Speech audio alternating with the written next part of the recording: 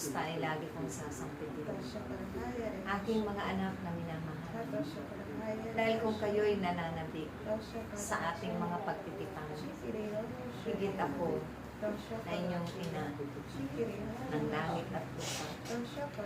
Dahil sa aking pagmamahal, tunay na naipadama niyo rin ang pagmamahal na yan na nagmumula sa Diyos sa lahat ng inyong kapwa, hindi lamang sa inyong mahal sa buhay.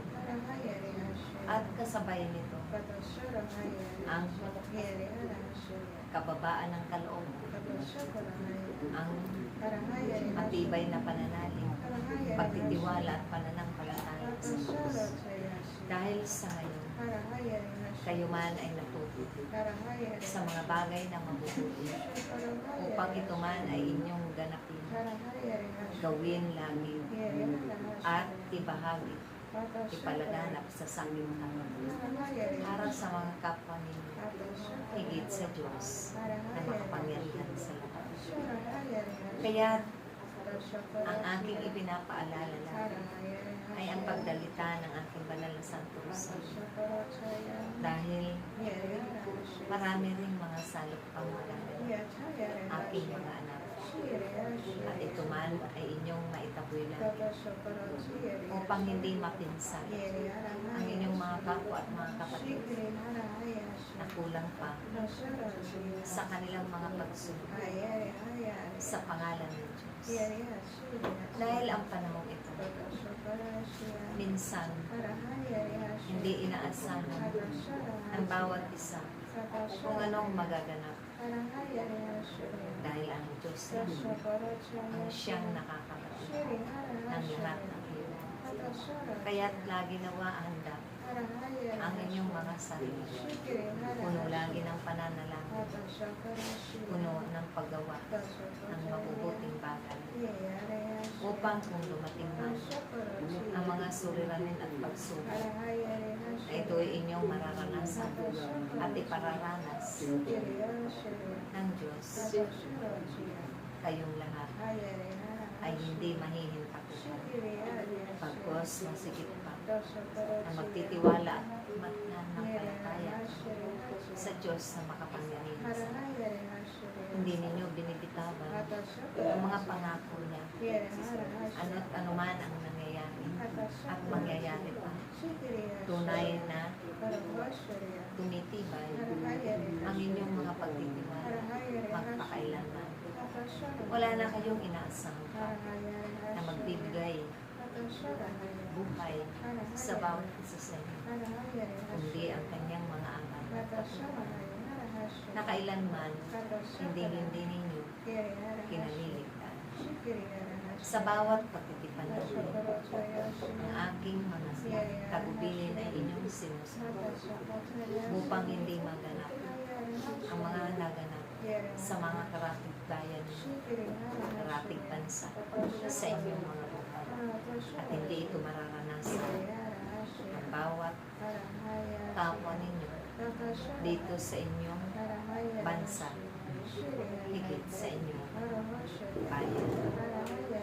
Kaya tumayo kayo aking kataglay ang pag-ibig ng Diyos, taglay ang kababaan ng kaloob at loob, taglay ang kapayapaan, upang ito rin ang lagi ninyong ibahagi sa Kanya at ipalaganap ng silangan ay magkamit ng kapayapaan sa kanilang mga buhay.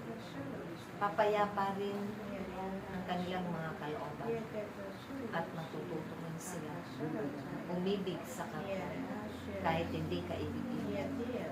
Matututo rin sila sumunod ng buong katapatan, buong katotohanan, dahil nakikita sa inyo mga gawa ang lahat ng mabubuting bagay. Huwag ninyong panghinawaan, ganapin ang pananalangin dahil maraming nangangailangan ang inyong mga tulong upang sila ay mailigtas, maging mga kaluluwa sa purgatorio At ganun din sa mga buhay ninyong kapwa na nangangailangan ng inyong awa at abad.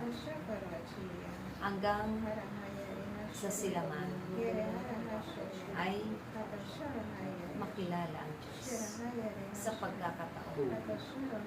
Iluloob ng Diyos sa kanilang mga buhay at upang sila rin ay magtiwala, manalig at manampalataya na may Diyos na magkakaloob ng maraming bagay sa kanila sa araw-araw nilang mga hindi na para mapaasan sa isa't isa. Bagkus, laging magpakakumpabaan ang bawat isa at ganoon din kayo sa inyong paghayo. Bitbitin niyo ang kagalakan, pag-ibig at kapakumbabaan magpakailanman.